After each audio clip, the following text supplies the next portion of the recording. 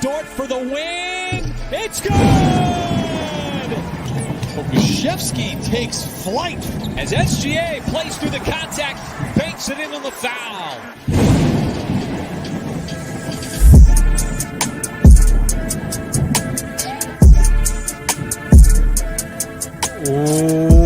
What is up? Welcome to the uncontested post-game edition. I'm your host for the evening, Jacob Niffen. I've got my man, Kamiar Marabian, along for the ride.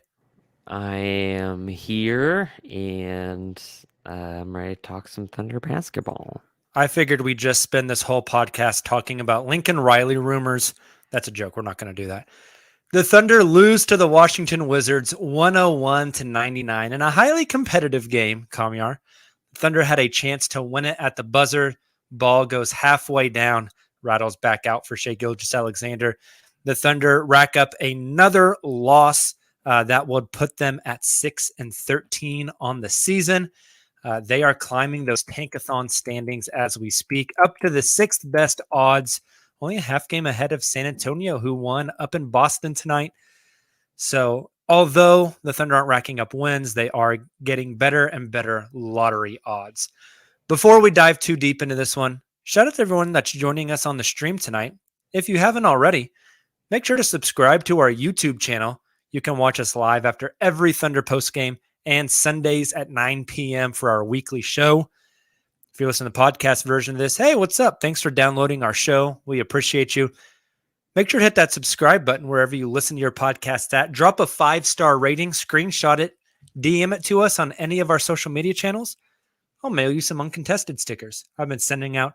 The people at the post office are becoming very familiar with my face as I show up and I say, hey, I need another 10 stamps and some international stuff as well, because we've been mailing to all corners of the world. So drop that 5-star, send us your address. We'll send you some uncontested stickers that are pretty dope.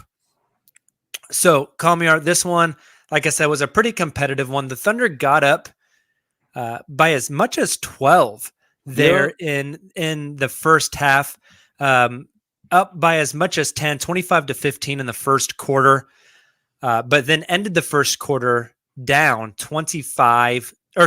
27-25. So they're up by 2 when they were up by 10 at one point. And I thought, coming off an ankle injury, that first quarter performance by Shai was really, really nice. And then he went downhill after that. So before we talk about the downhill of Shai, let's talk about first quarter Shai that I thought was maybe the best Shai we've seen all season. I wouldn't say it's the best Shai we've seen all season. I do think he was really, really efficient. I thought he was able to get his shots get to his spots to get to his shots, and he made those shots early on. I think he's had far more like fascinating and fun games other than what we saw tonight. I think you saw a very efficient first quarter, and we thought he was about to start cooking the entire game. And then it looked like he was one of the other guys running out there. It didn't look like he was anything special after that. If we're being honest. I totally agree with that. I felt like that first quarter, I've talked about it a lot on the show. I felt like in the first quarter, he played very much within the flow of the offense. There wasn't really anything forced. He was taking what was coming to him. He was making good reads and good passes, getting to the rim. I kind of feel bad for Raul Neto, however you say his name, of the Washington Wizards, who everyone on the Thunder just wanted to body that man. Shai got in early on that, and I thought he just played very much within the game in that first quarter, and I thought after that, he started pressing quite a bit. Second quarter. It didn't help that he came in the game when OKC was down, and as a leader of the team, you feel like you have to put the team on your back, and so sometimes you go out of the rhythm of the game, force some things, and just do some things in general that were so unnecessary. For example, later on down the game, you'd see him, or even early in the game, he would sidestep a 3 or step back a 3, and he was wide open. Just takes shot. What are you doing? I felt like or he'd catch it while he was open and then pause for a second for a defender to get there to back it out in ISO, where it felt like he should have just been going off the catch. Very weird. It was very weird. Yeah. But with all that said, there was a handful of plays that he made that I thought were really nice where the ball just like rolled off the rim or a three that rattled in and out. That if a few of those go in, I think it's, as far as an efficiency standpoint, it's a much different game for him. He still ends the night with 15 points, 8 rebounds, 9 assists, 1 steal, and only 1 turnover. So he still had a really balanced night, even though he only went 7 of 16 from the field. 0 of 4 from 3 is Well, he the was on eyesore triple there. double. He was on triple double watch at the end of the first quarter. We're like, Yeah. hey, he was on triple double watch at the end of the first quarter, and I think he had like 8, 4, and 5 or something like Yeah. that. Something like that. And he ends up with 15, 8, and 9. And it's just like, okay, well, obviously it went downhill pretty quickly from there. Definitely. Second quarter, the Washington Wizards win that quarter 31-27. Thunder go into the break, come out, and just put up a putrid third quarter, only scoring 14 points. I think that was really the nail in the coffin in this one. Lots of opportunities to kind of push on the Wizards a little bit and get a lead or extend a lead. They just couldn't do it. Then come out in the fourth quarter and score 31. A really efficient fourth quarter for the Thunder that culminated with a handful of really nice plays. An inbound play from Oklahoma City where Shea was off ball, came around a screen, caught it, and then nobody came to him. So he just drove in for a dunk to cut the game to a 2-point game. The Thunder got a really great stop on that final Washington possession where Lou Dort just blanketed Bradley Beal, tried to not even let him catch the ball. Ended up with a Washington miss. The Thunder clear a rebound, have about 3 seconds left, struggle to get the ball in, and Shea kind of shoots I guess kind of like a runner 3 at the buzzer. That was the only thing he could really get off. And damn thing got halfway into the rim and then bounced back out. I thought it was going to go in, Well, but what I thought was weird is that they only gave him 2.8 seconds. They caught the ball, and you can see Daignault calling for a timeout as late as 4.8 seconds left, and they still let the 2 seconds tick off, and they're like, nope, sorry, can't do anything about it. And it's like, how can you not go and review that doesn't that seem like, isn't that something that's reviewable? Is when to take a timeout and when time is, and they just didn't do it. And it felt like, because I was in the arena tonight, whenever he called the timeout and like they blew the play dead, there was like 3.8 seconds left on the clock. Yeah. And then when they came back, there was 2.8. And so I was very confused because I figured they called the timeout right on the rebound to set something up. And so I don't know why they didn't review that, or if they did and what they looked at. It's very confusing to me, and ended up, kind of costing them, because if you call a timeout right on the rebound, you can advance the ball up to midcourt. Right. And then if you have 5 seconds inbounding at midcourt, you can run an action first. You can run a catch and a dribble handoff and a pass or something, to try to get like a Lou Dort open in the corner or something. I think Daignault was pretty upset about that. He called it what he thought was on the time, what was on the rebound. So I think a lot of people are on the same wavelength there. Definitely. So that's kind of the game breakdown. Again, Thunder lose at 101-99, dropped to 6-13 on the season. Calmier, let's jump into some players and some stats. The first thing that really jumped out to me on this game is that every player that got time scored. There's not a single player on the roster tonight that got minutes in this game that didn't score. Lowest points were Favors. He had 2. And then Muscala had 3. Ty Jerome had 4. Trey Mann and Poku both have 7. Baisley has 8. JRE 10. Williams and Giddy 11. Shea 15 and Dort 21. So offensively, it felt like it was one of these is not like the other. It felt like a very balanced game, though, where everybody kind of got looks. Ty Jerome with the lowest field goal attempts in the game at 2, and Shea with the most at 16. It was a pretty balanced offensive attack, I felt like. I kind of had a problem with it. What is your goal with the season? That's what they're working toward. What is your goal toward the season? Is it to get better as a team? Is it to get young guys prepared? Is it to, I don't know. get these guys accustomed to the game with like an old head in the game. Like, you start all of your young guys, but Kenrich Williams is getting 24 minutes, which is five fewer minutes, excuse me, than Josh Giddy. Why is Josh Giddy only getting 29 minutes and Kenrich Williams is getting 24? Then you go to Derek Favors. If you wanted to trade him, why is he only getting 10 minutes?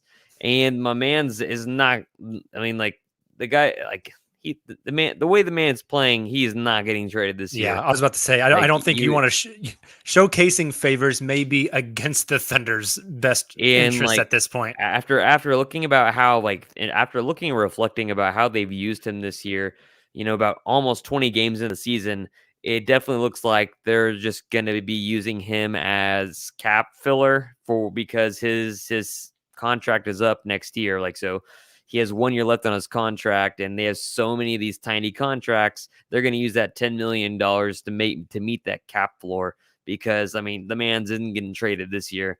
And then, I mean, Trey Mann, I think, deserved more minutes, if we're being honest. I think JRE, I think he deserved more than 23 minutes. Baisley was, I mean, defensively, he was okay. I mean, offensively, I kind of saw what you were talking about the other day.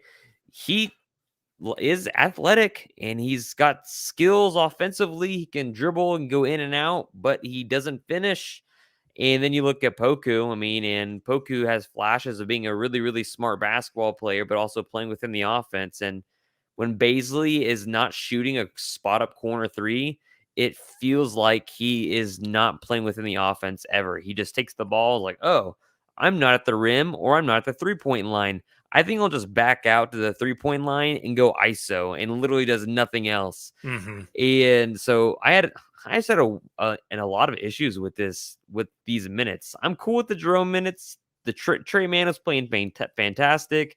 I thought Trey had a really nice game. Yeah, Trey had a really nice. I'm surprised that it felt like he had more than 7 points. It felt like he had at least 11, 12, which is weird. He affected the game pretty well. I mean, it didn't help that Gafford guy got like 12 blocks by himself. He was eating. Let's pause on Trey for just a second because I want to talk a little bit more about him. Whenever I covered the Blues opening game for the G League, I talked to Trey, who said that he was down there to focus on his defense. And then so I think the coaching staff is really looking for him to be a better defender. How did you feel about the way Trey defended tonight? Because he found himself on Brad Beal multiple times. I thought he defended his ass off. I thought he was really good. He was getting into opponents without actually using his hands. That's something that he can easily learn from his teammate Lou Dort, but also the coaching staff that's there that obviously teaches defense pretty well. One thing about the OKC Thunder is that offensively, they may not be the greatest. I mean, they're still obviously working at that. They're young. They're the youngest team in the NBA. But what's been impressive, not just for us, but for several NBA analysts, is how good OKC plays defensively, how well they play on closeouts, how well they play defense cohesively and without fouling for the most part. That's not just in Oklahoma City Thunder, like, people that follow that team in particular, but people around the league notice that this is a good defensive team that's going to stay in games and they're going to get back into games with using their defense. And that's something that's really, really special. So good for Trey Mann.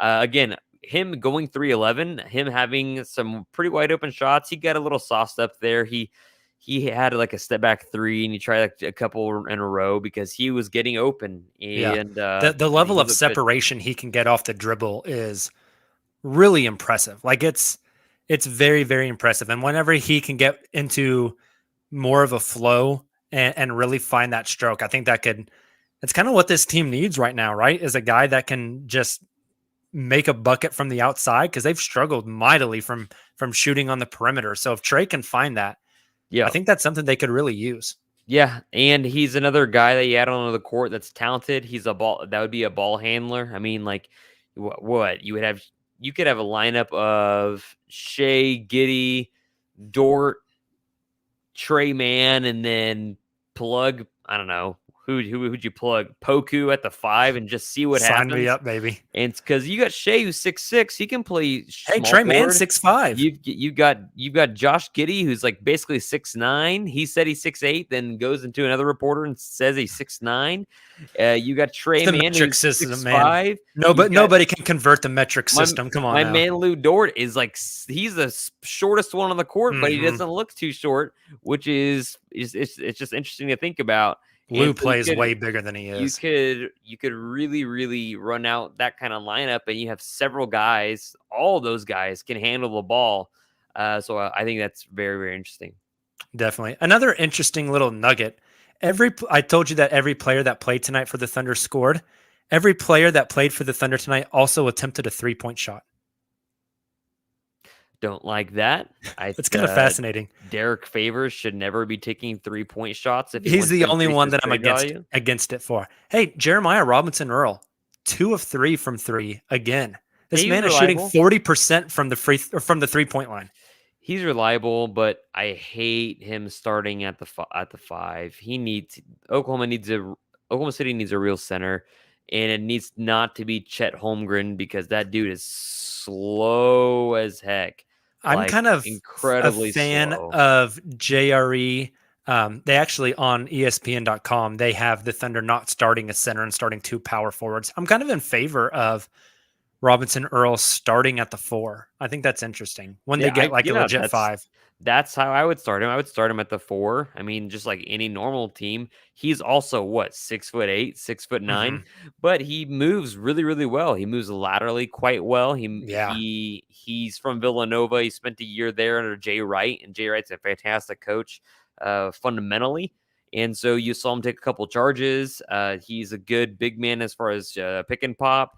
And so I'm really excited to see what he does. And he stayed a year in college, but I mean, it feels like he stayed all 3 or 4 years in college, and that's not the case. So I'm really happy that Oklahoma City, found another guy outside of the first round that's going to be a contributor to this team for a while. I mean, Lou Dort, we'll see what that contract situation looks like. He'll be contributing for a while, and he wasn't even drafted, right? And he was signed a free agency. Undrafted free agent, yeah. And so I'm excited about that. And then you look at your first round picks and Terrence Ferguson, who are basically out of the league and they're going to go play somewhere else. And then Baisley, if he doesn't improve as far as his flow of the game, his understanding of the game, because defensively he's fantastic. Sure, I thought he's been really good defensively. Yeah, but I mean, I thought Kuzma got the better of Baisley a little bit tonight. And I was kind of thinking, is Kyle Kuzma just a souped up Darius Baisley? I feel like there's some similarities there. I think there's 2 different mentalities there. I think that's fair. I feel like the style of basketball they want to play, I feel like Baisley wants to be like a Kyle Kuzma. That's the style of basketball he plays. I think we all wanted Baisley to be like Josh Giddy. And that's the chance that Oklahoma City took on. That is very fair. And I think it's very apparent that Josh Giddy is the leader on the court when Shea's off the court, and even going forward 12 tonight. And his box score early on wasn't that fantastic. Still finishes 11-7-4. He goes 0-2. Of course, like any rookie, and this team in general is not a good free throw shooting team. And so Josh Giddy, I think he deserved more than 29 minutes. I think JRE deserves more than 23 minutes, especially if they have that bromance going on. Why are you giving? And then again, if the point of this entire team is to get better, if the point of this entire team is to make your young men more valuable and to put them into real NBA situations, why are you playing Kenrich Williams 24 minutes? Yeah. He's 26, 27. He's not a part of this long-term plan. I think at one point, who knows, he might really like this team, and that's awesome. He has no business playing 24 minutes. Could I see him playing 15 minutes, and then you take away all of Derek Favors' minutes, and then you dump them all on Josh Giddy, you dump them all on JRE. Yeah, you even dump some Mike Muscala's way and Ty Jerome. I really just don't like the amount of minutes they played these guys. I mean, at the end of the day, your goal is to develop and not to win games. And I mean, they're competitive and that's fun. But Yeah. Of course, I'm not saying they should look like the Rockets who are refusing to play John Wall, but I'm saying that if your goal is improvement, you need to get these young guys on the court because you saw what Trey Mann could do in the G League. That's why I said OKC's gonna start the parade now. They're gonna be summer league champs next year. Like, look at what Josh Giddy, JRE, Trey Mann, look at all those dudes are doing right now. Can you imagine if And they all three play summer league next year? that'd be With fun. say the Thunder get like And Poku too. I have a hard time seeing them play Josh Giddy at summer league next year. Joseph Dieterman says they're selling on Kenrich. Yeah, well, do you think teams would take Kenrich and Derek at the same time and what would you want from that? That's tough. I think Kenrich Williams, I tweeted it from the account tonight. I think Kenrich Williams could be in the 8-man rotation of nearly any team in the league. I just think he's the type of player that I think every coach wants. He plays his ass off. You can throw him basically 2 through 4. He'll defend anybody. He's tough as nails. He'll rebound. I just remember thinking when he was at TCU, he was such an awkward ball handler, and he still is a very awkward ball handler, but for some reason, it just works for him. Yeah. And so good for him. And shout out to him for carving himself. I mean, he was basically out of the league. The New Orleans Pelicans had to sign him to salary match the Steven Adams trade. That's why he ended up in Oklahoma City. Yeah, those TCU teams, they were gritty and they really because I know you're not too much into college hoops, but I pay attention to a lot of it, especially of course the Big 12. And Kenrich Williams, that Desmond Bane kid that's playing for Memphis, I think right now. All those guys, they're cut from the same cloth. They're very, very scrappy. They're typically good shooters. They like to play defense. They'll do anything to get on that court.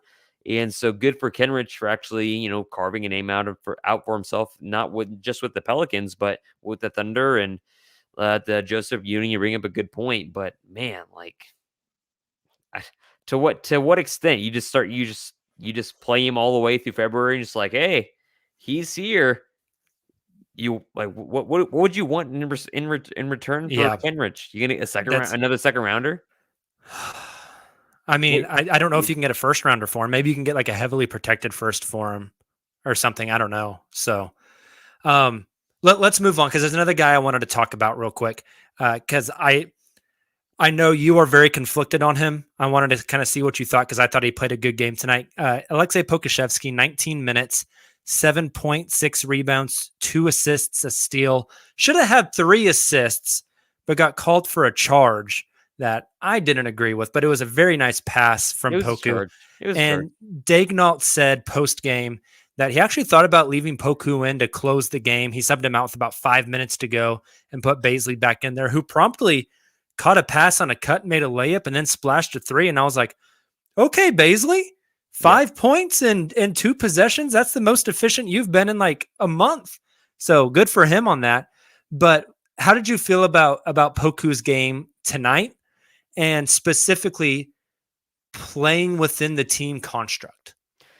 I think he played really well within the team's philosophy. There were a couple of times that I was like, what are you doing? But that's pretty He went normal. rogue a few times, but that's I like to call that the Poku shit. He just does Poku shit. That's pretty normal, especially for a 19-year-old that's still really, really young, still filling himself out. He's still he's still putting on muscle, still putting on weight.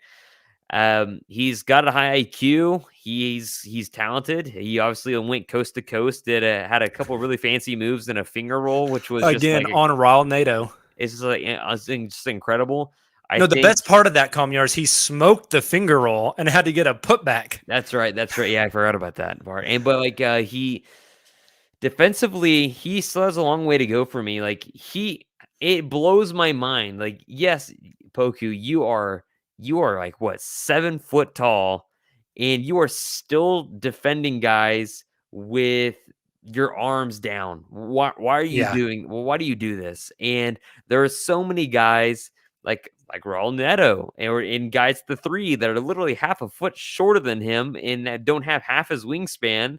Of course, that's an exaggeration. More of these people have more than half his wingspan, but there are so many chances that he could actually affect the game blocking from the weak side as a wing and just doesn't do it. I mean, again, you saw the Thunder what was it? I saw the stat earlier. There were a couple of stats I was looking at. Assists, they out assisted the Wiz, and they should have, of course. We talk about potential assists on this podcast so many times because our the Thunder and Mark Daigneault, their team, they just can't make shots. They're just not very good shot makers, other than Trey Mann, who just also went 3 of 11. There's just a young team, and so they won the assist battle 23-17. But oh my god, look at the blocks, dude, 12-4. Yeah. In this game, and it shouldn't be like that. I mean, JRE, he's a small ball.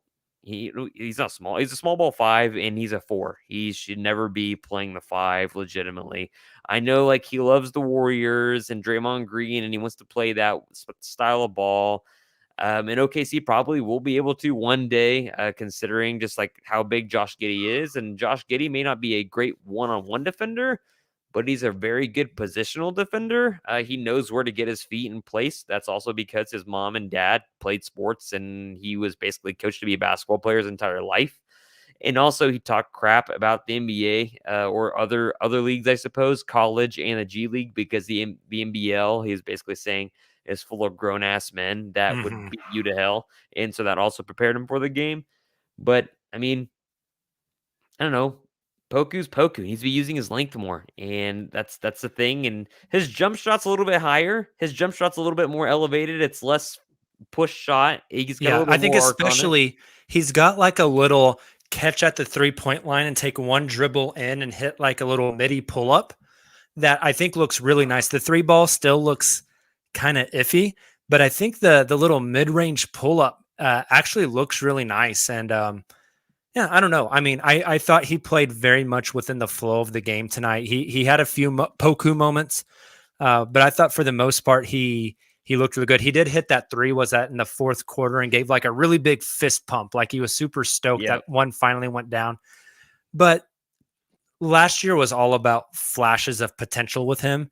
And I think this year is more like they're trying to make him realize he has to earn his minutes and he has to play within some sort of system and construct and flow. You have a role. Yeah, exactly. And I think that's starting to get there. We're like you mentioned, almost 20 games in. We're about a fourth of the way into the season. And I think now is the time we can start getting a little bit of things that we can take away and pinpoint. And I think Poku's kind of learning to play that role now. And that's, to me, that's a good thing for a 19-year-old. So let's end with Josh Giddy, because you mentioned him there just a few times. First, defensively, I thought he played good defense again tonight. He understands angles. He's not the most athletic guy on the court, but I feel like he gets to spots very well. Like there was a play today where he was guarding Kuzma, who came off a screen coming back up to the top of the key and curled off it. And Josh knew where he was going and just tried to beat him to the spot. And I don't know. I mean, I think defense is a lot of IQ in a way, and Josh has that. And so that was one of my big Josh takeaways today. We got to talk about the passing. I mean, we always do, but the kind of no-look left-hand whip pass to the cutting Kenrich Williams, maybe my favorite pass of his of the season. Then he had a pass to Lou Dort there to start the second half where it was almost like a quarterback. Whenever the defender's not looking, you just throw it over his head. Just really impressive stuff by him. Which one of those was the cross-court bounce pass across the entire key and made one bounce in the key and made it to the actual offensive player? That might have been the Kenrich Williams pass that I'm thinking of. Yeah, that was special. Insane. And then the thing that jumped out to me tonight, Kamyar, you mentioned that he did not have a super efficient scoring night. I thought he missed a lot at the rim. 4 of 12 tonight. He tried to dunk again. He tried to dunk several times, and then he met Daniel Gafford. And then Daniel Gafford promptly swatted his crap. Yeah. Also, Daniel Gafford sounds like somebody that lives next door to Bilbo Baggins. It's a very Hobbit name. I was just like, Rudy Gobert doesn't even do this to OKC. How is this Daniel Gafford guy just coming in and just like completely wiping out anything OKC tries to do in the middle of the lane? And maybe that's the reason why Shea was so maybe that was the reason why Shea was so inefficient tonight, because he wasn't able to get to his spots like after the first quarter, especially when they put KCP on him. Gafford played 27 minutes, and then when he wasn't in, Montrezl Harrell was like making basically all of the buckets he could that shouldn't have gone in. I don't know how half those shots went in. Yeah, good for him. But the other thing that from Giddy that really jumped off the page to me tonight, we've watched him the past 2 games be the primary ball handler, really never be off the ball offensively. He's setting everybody else up tonight, off the ball a lot more for him as Shea had the ball in his hands. But Giddy has really nicely timed cuts to the basket. And when you think about it, that's not that surprising, because as a playmaker and a high IQ player in what he is, he's typically passing to those cutters. And so he understands when to cut. And so whenever he's off ball, he gets to do that. And at 6'8", a 6'8" guy cutting to the rim and catching a pass where he doesn't even have to dribble is typically a pretty good thing. He had one from Shea early on. He had another 2 or 3 cuts tonight that, to me, were just very high IQ, instinctual, like understanding how to move on a basketball court. And that's, part of Giddy's game moving forward, I think, is going to be him learning to play a little more off ball, because if he's playing next to Shea, they're going to share on ball duties. He's going to have to learn how to shoot the ball. Yes, definitely so. But the cutting to me was something positive. Like the man grew up with a ball in his crib. His parents, his dad's a basketball coach, and not like some like local basketball coach, like a legitimate high ranking basketball coach. And yeah, both parents played pro ball. They both played pro ball, and so he knows the game. He's been coached his entire life, and so for me to say he's instinctual, yeah, of course he should be instinctual and high IQ, because literally he learned the game from his own coaches, but from his own parents. And so they know what real basketball looks like, especially in the NBL, where there are a lot of good players. Like, if you had all of the players in Australia that actually went and played for Australia during the Olympics, and you had all the players from Canada that were able to go to Canada and play for Canada during the Olympics, that were able to actually play, or that were unable to play, Australia and Canada are right up there with the best countries as far as basketball in the world. And so, Josh is just highly coached. He knows where to go with balls. He knows where to go with spots. And it just also helps that he likely had these skills at such a young age that he was able to fine tune some of the things he likes best, which is finishing softly at the rim. He does like to finish pretty soft, especially he likes to go reverse a lot, which I think is fun, even though he should dunk the ball more. And of course, just the no-look passes, which is incredible. I think as he gets stronger, he's 19 years old right now. When he gets 22, 23, and he gains weight and he gets into an NBA gym with NBA trainers and puts muscle on, I think you'll see him be even more efficient at the rim as he's able to move guys around. And I think that's when you'll see him maybe start dunking a little more. I like dunks. So awesome. I think that'll do it for us tonight. Hey, if you joined the live stream tonight, thanks again. We had a lot of people in here hanging out, so we really appreciate that. If you listen to the podcast version, again, make sure to subscribe wherever you get your podcasts from if you have not already. Drop that 5-star rating. Send it to us. We will send you some uncontested stickers. Everyone wants stickers. Throw it on your car. Put it on your computer. Put it on your wife's car. I don't care. Put it anywhere. Once again, the Thunder lose to the Washington Wizards 101-99. We'll be back with you guys again Sunday night at 9 p.m. Central Time for our weekly live stream show. An hour long of us talking Oklahoma City Thunder and NBA-wide basketball. So make plans. Come hang out with us Sunday evening. Get your beverage of choice and chill with us. We'll have a great time. Until then, you guys have a great Saturday. Enjoy Bedlam if you're in Oklahoma. And we will talk to you soon. Until then, and as always, Thunder up.